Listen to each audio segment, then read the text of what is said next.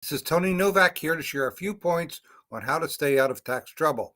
Let's jump right in. Today's topic is taxes and bankruptcy. And like most of these posts, the focus is on small businesses and the most common situation.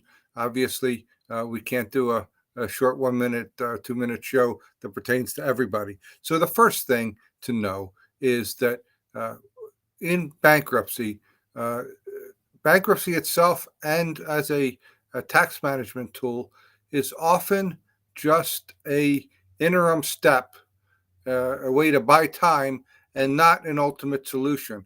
It's important to have both eyes open.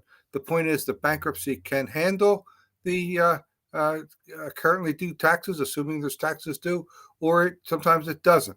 The point is we don't know that. But even regardless of that, the fact is that whatever the initial bankruptcy plan is, in a high percentage of cases, we wind up doing financial tools later during the bankruptcy, or because the bankruptcy was not completed, or because there were other leftover issues at the end. So I would just caution, don't consider bankruptcy to be the ultimate solution, but obviously there are plenty of cases where it is important and it is crucial. So the second point I have is that when someone's considering bankruptcy, they've probably struggled for years. In most cases, it's not a single recent event, but it's been years of struggle where taxes have not been a priority. Filing taxes have not been a priority.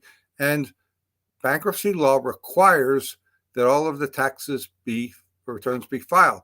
Does not require that the taxes be paid, but requires that the returns be filed. So if there's other reasons that they haven't been filed, the bookkeeper's not cooperating because they haven't been paid, if records are missing because life has just been a disaster and records aren't available, there are no excuses. We need to find other ways to get those returns filed.